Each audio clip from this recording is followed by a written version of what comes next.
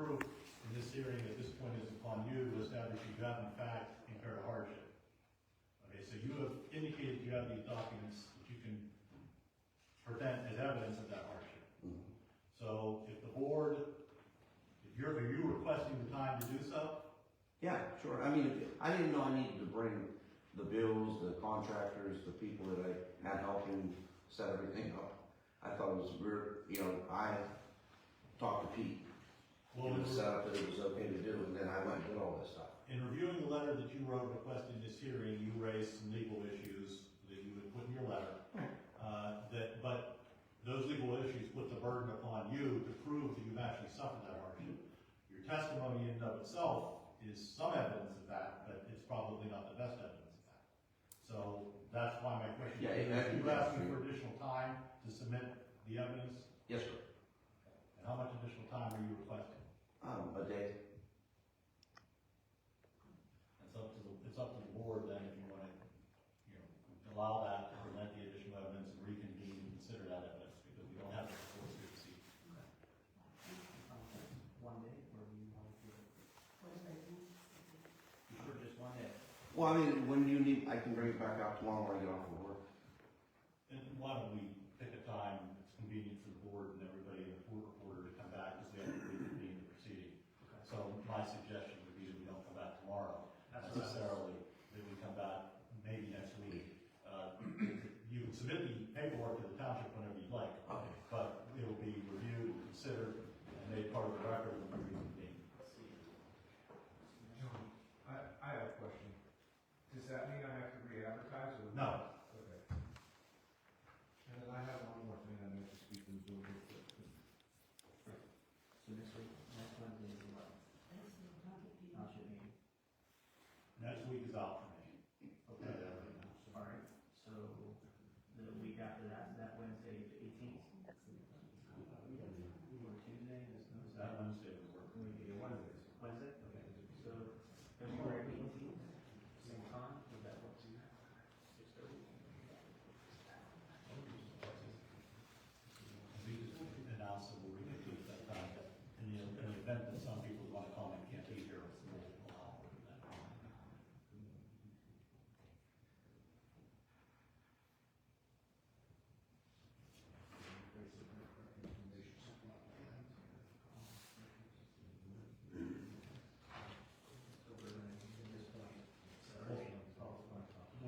What we'll do at this point then is we're going to reconvene in 2 weeks at 6:30 p.m. to conclude the hearing. But in light of the fact that people do want to comment, particularly if they may not be able to be here in 2 weeks, we'll allow for that comment to occur now, so that you can put your statements on the record. Of course, you're welcome to come back in 2 weeks as well. But if you got something you want to say tonight, now's the time to say so. You can go ahead. I think Mr. Williams to sit down. And anybody who'd like to address the board right now, yes, ma'am. State your name and your address. Barb Campbell, 386, up here, please. Barb Campbell, 386 Mustard, Bentonville. I just have a very simple question. Okay, now you have the zoning. In this zoning, we have that adult bookstore out there, zone B2 all by itself. How are you going to zone this? If it would go through? The issue that we're addressing, and the only issue that we're addressing, this board is addressing, is, you heard the testimony, that the occupancy permit was issued in error, that it should not have been issued. Okay. The only issue that we can address as a board is whether or not the applicant should be permitted to stay based upon their presentation that this is presenting them a hardship. There is provision in the law that will allow for that if they can. That's all we're here to consider. In terms of how the area would still be zoned what it's zoned right now, but not change the zoning. A zoning change would be up to the township supervisor by amending the ordinance. Well, things just seem to snowball is what I'm getting at. I mean, the adult bookstore is zoned all by itself, B2, if you look at the zoning right here. And you did the zoning, and that created a lot of conflict within the township, within the residents also. This board did not do the zoning. It doesn't matter. I mean, it was brought up, it's here. John, can I say? You can say whatever you want. Bart, the reason that the zoning is there is because that was before zoning. Well, I know, well, Paul was involved in that zoning. And so that's the reason. Well, that's why they did the zoning, so we wouldn't have all that. Is the thing that I'm getting at here also. Right. Understood, but the only issue we can address is whether or not zoning certificate is issued in error that caused an irreparable harm to the applicant. That's the issue that we're here to consider. Okay, well, I just wanted to bring that up. I understand, I appreciate that. Because I mean, this zoning is just created a lot of chaos. Understood.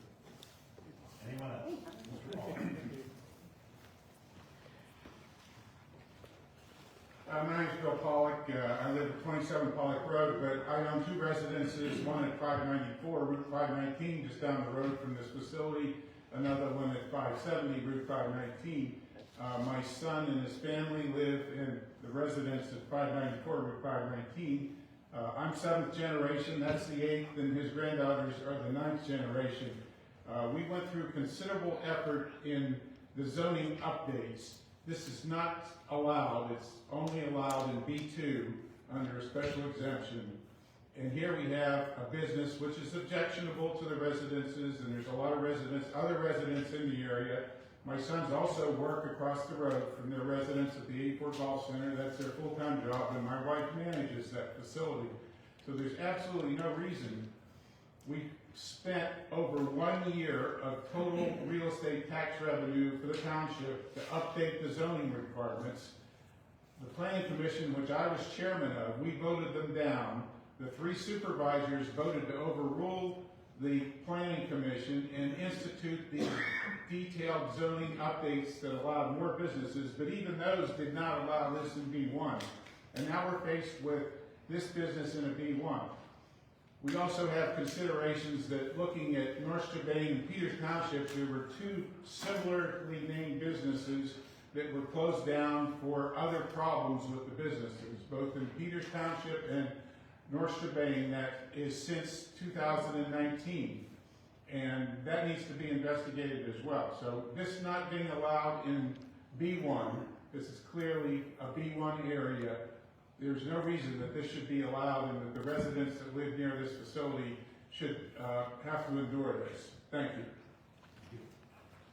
Anyone else wish to make any comments to the board? Mr. Green has something else he wants to offer? I need to also amend to put in another exhibit, a code section that is contained in the Uniform Construction Code that we relied on to revoke this, is section 403.46, certificate of occupancy for the building code official. Specifically letter D, states, a building code official may suspend or revoke a certificate of occupancy when the certificate was issued in error. There's additional, there's comma, but there's additional information that doesn't apply to this, but that's what we relied on for revoking the occupancy. Do you have a copy of that you want to submit? I have extra copies I can give to you. And we'll mark that as the township's exhibit, I believe we're not. But I'm off on my numbers. I have no word. I'll get you a copy of that too. Is that all you have to add? Yes. Yes. Well, then, if there's no other comment, you just need to make the announcement that we're going to 6:30 PM on the 18th. Oh, there's one more, I'm sorry, didn't see it, Greg.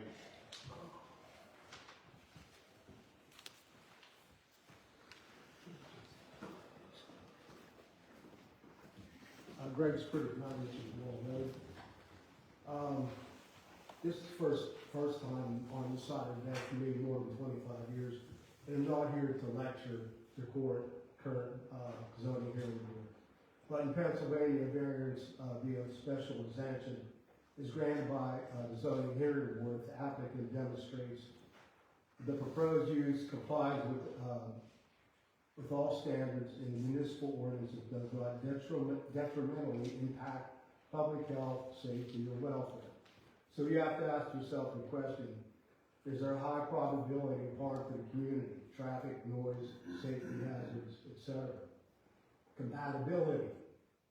is the proposed use must be compatible to the neighborhood and not negatively impact the neighborhood or the value of, or enjoyment of the adjacent properties or the community, surrounding community. If it does not align with the character of the neighborhood, then a variance to be a special exemption. That's what you're here for, to protect the integrity of the neighborhoods. And when, was it 2 years ago, when the code was being rewritten, there were several people here present now that were making objections to it because we foresaw how something like this could happen. How this could be called an error is beyond comprehension. It's incompetence. The gentleman that made the error was responsible for rewriting the code. How could you overlook that? To me, that is just gross incompetence. I don't know who's going to be liable for this, but I certainly hope it's not the township, because the taxpayers shouldn't have to be paying for this. Because I imagine there's going to be a lot of legal fallout with this, because the applicant he's going to show that he was damaged, and if he gets a good attorney, he's probably going to have a pretty good shot at it. So if you had a special exemption for a church or a school on 519, nobody would object. But if you wanted to put something in there that's questionable, then you're going to have a lot of objections. That's all I have. Thank you for your time. Thank you, Mr. Stewart. Is there any other comment before we adjourn for the evening? Okay, and hearing none, all you need to do, well, I can announce it. We'll announce it. We'll reconvene at, on February 18th at 6:30 p.m. to consider any further evidence to be offered by the applicant, and then the board will move forward from there, which may include rendering a decision. It may include further contemplating the evidence and reconvening to render a decision. We don't decide that once